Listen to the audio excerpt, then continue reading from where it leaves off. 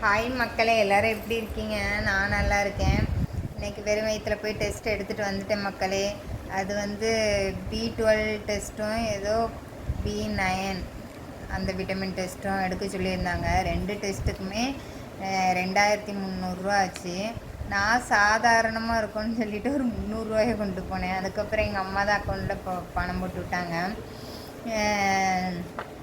2300 எடுத்துட்டு நான் இப்போ ப்ளட் டெஸ்ட்டு கொடுக்குறதுக்கு அவ்வளோ கூட்டம் மக்களே. ஏன்னா பிஎஸ்சி ஆஸ்பத்திரியில் வந்து மருத்துவ இது மாதிரி போட்டிருந்தாங்க, மருத்துவ முகாமா என்னன்னு தெரியல மக்களே. இந்த டெஸ்ட்டெல்லாம் வந்து 499 சுகர் இதுக்கு ஏதோ இப்போ ஒரு 2 நாளுக்கு முன்னாடி தான் உலக நீரிழிவு சுகர் டேவோ என்னமோ கொண்டாடினாங்க. நீரிழிவு நோயா அப்படி ஒரு டே கொண்டாடினாங்க. எல்லாருமே போஸ்டர்லாம் வச்சுட்டு போனாங்க. அதை நான் பார்த்தேன்.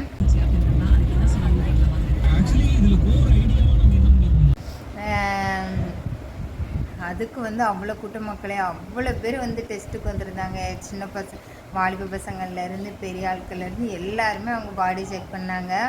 அந்த கூட்டத்தில் நான் மாட்டிக்கிட்டேன். நானும் 9:30 போய் நின்றுட்டு நான் டயாலிசிஸ் பேஷண்ட்டு என்னையும் மட்டும் விட்டுருங்க, ஏன்னா நான் 7:30 சாப்பிட்ருவேன், என்னால் அவ்வளோ நேரம் சாப்பிடாமல் இருக்க முடியலன்னு சொன்ன உடனேயே டெஸ்ட் எடுத்துகிட்டு விட்டுட்டாங்க.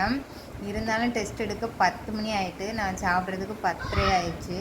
அப்புறம் வந்து டெஸ்ட் எடுத்துகிட்டு கொடுத்துட்டு 3 மணி நேரம் கழித்து ரிப்போர்ட்டை பார்த்தா அந்த B12 ரேஞ்சு வந்து 770 எந்த சம்திங் அந்த ரேஞ்சுக்குள்ளே தான் இருக்கணுமா. எனக்கு 14,040 இருக்குது மக்களே. ஒரு ரிப்போர்ட்டு கூட எனக்கு பாசிட்டிவாக வர மாட்டேங்குது. அதுக்கப்புறம் வந்து B9 அது பார்த்தா அது வந்து 30க்குள்ளே இருக்கணும் போல். அது எனக்கு 68க்கு மேலே இருக்குது. இப்படி இருந்துச்சு. நீ நாளைக்கு வந்து அந்த கைன டாக்டர் பார்ப்போம் பார்த்தீங்களா, அவங்க வந்து பார்த்துட்டு என்னென்ன டேப்லெட்டு என்னென்னு எழுதி கொடுப்பாங்களோ தெரியல, நாளைக்கு பார்த்துக்கலாம்.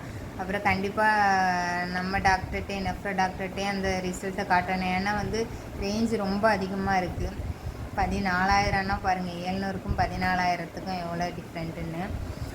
இப்போ நான் வந்து எப்போதுமே B12 இன்ஜெக்ஷன் மாதத்துக்கு 1 போட்டுட்ருக்கேன். இனி அதை கட் பண்ண சொல்லுவாங்கன்னு நினைக்கிறேன், ஏன்னா இது அதிகமாக இருக்குல்ல, அதனால். அதுக்கப்புறம் மக்களே, எனக்கு வந்து போஸ்டர் வந்துச்சு இந்த கூகுள் ஆட்சன்ஸில். இதில் இருந்து எனக்கு ஆதார் கார்டே வந்து நான் வந்து போட்டு விட்டால் 2 தடவை ஆதார் கார்டுக்கு நான் எழுதி கொடுத்துருக்கேன். எங்கள் வீட்டுக்கு கரெக்டாக வந்ததில்லை. ஆனால் இது வந்துருச்சு மக்களே. ஏதோ ஒரு பின்னு வந்திருக்குன்னு நினைக்கிறேன். இந்த பின்னு போட்ட அட்ரஸ் வெரிஃபிகேஷன் நினைக்கிறேன். இந்த பின்னு போட்டதுக்கப்புறம் தான் நம்ம அக்கௌண்ட் நம்பர்லாம் கொடுக்க முடியுமோ என்னது தெரியல மக்களே. இது வந்திருக்கு.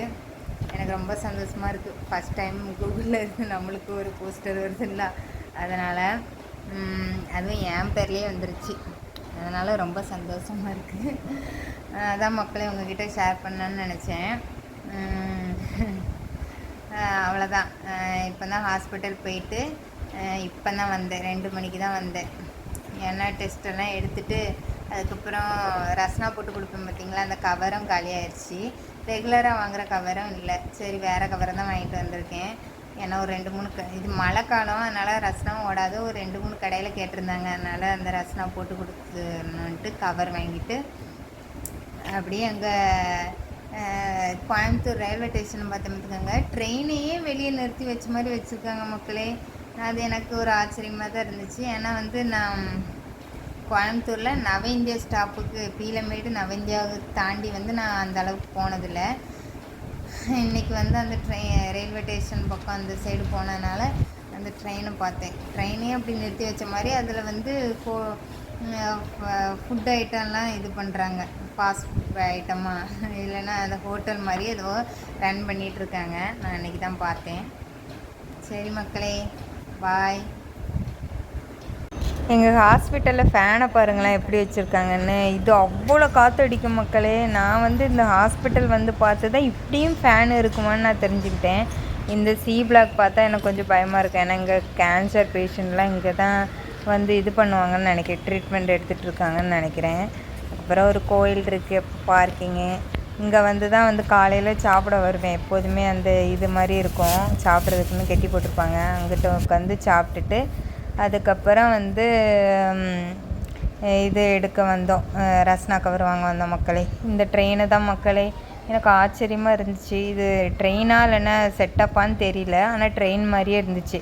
அதே மாதிரி தான் இதுலேயும் இன்னொரு ட்ரெயினை நிறுத்தி வச்சுருக்காங்க, என்ஜின் மட்டும்.